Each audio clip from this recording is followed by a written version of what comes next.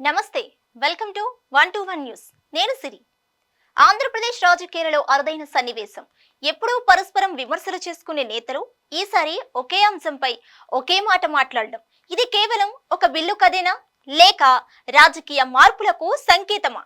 ఈ రోజు మన స్పెషల్ స్టోరీలో మహిళా రిజర్వేషన్ బిల్లు చుట్టూ తిరిగిన రాజకీయాలు, మరి ఏపీలో జరిగిన అరుదైన పొలిటికల్ డెవలప్మెంట్ గురించి తెలుసుకుందాం. ఆంధ్రప్రదేశ్ రాజకీయాలు సాధారణంగా రెండు వైపులే కనిపిస్తాయి. ఓవైపు ఎన్డీఏ మిత్రపక్షాలు, మరోవైపు వైసీపీ. ఎన్నికలు దగ్గర పడే కొద్దీ ఈ విభజన మరింత స్పష్టంగా కనిపించింది. అయితే జాతీయ రాజకీయాలలో మాత్రం సమయానుకూలంగా పార్టీల మధ్య సహకారం కూడా కనిపిస్తుంది. వైసీపీ కూడా కేంద్రం తీసుకువచ్చిన కొన్ని బిల్లులకు మద్దతు ఇస్తూ వచ్చింది. ఇది రాజకీయంగా చాలా మందికి ఆసక్తికరంగా కనిపించింది. దేశ రాజకీయాలలో ఎంతో కాలంగా చర్చకు వస్తున్న అంశం మహిళా రిజర్వేషన్ బిల్లు. ఈ బిల్లు ద్వారా లోక్సభలో, రాష్ట్ర అసెంబ్లీలలో మహిళలకు 33% రిజర్వేషన్ కల్పించడం లక్ష్యం. ఇది అమలైతే దేశ రాజకీయాలలో మహిళల పాత్ర మరింత పెరుగుతుందని భావించారు. కానీ ఈ కీలక బిల్లు లోక్సభలో ఆమోదం పొందకపోవటం దేశవ్యాప్తంగా చర్చనీయాంశమైంది.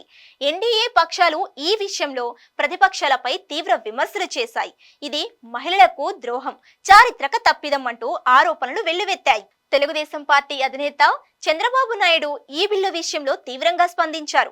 ప్రతిపక్షాల వైఖరిని తప్పుపట్టారు. మహిళలకు ఇది అన్యాయమన్నారు.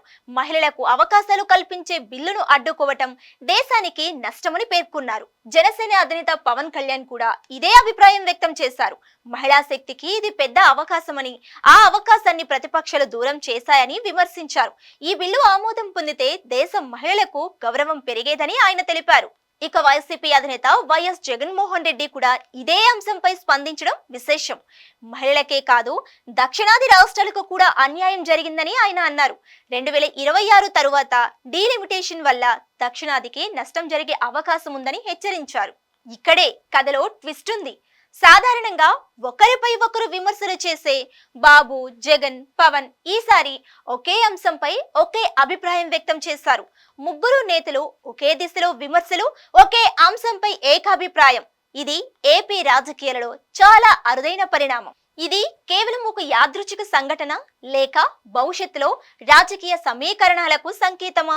విశ్లేషకులు చెబుతున్నదేమిటంటే, జాతీయ రాజకీయాలలో మార్పులు, ప్రాంతీయ పార్టీల పాత్ర పెరగటం, వ్యూహాత్మక మద్దతులు ఇవన్నీ కలిసి ఈ పరిస్థితిని తీసుకువచ్చాయి అని. ఈ సంఘటన వల్ల మహిళా రిజర్వేషన్ పై చర్చ పెరిగింది. ఏపీ రాజకీయాలలో కొత్త కోణం వచ్చింది. పార్టీల మధ్య వ్యూహాలు మారే అవకాశాలు ఉన్నాయి. రాబోయే రోజుల్లో ఈ పరిణామాలు ఎటువంటి ప్రభావం చూపుతాయో చూడాలి.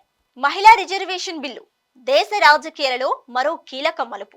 కానీ ఏపీ రాజకీయాలలో మాత్రం ఒక అరుదైన సంఘటనకు కారణమైంది.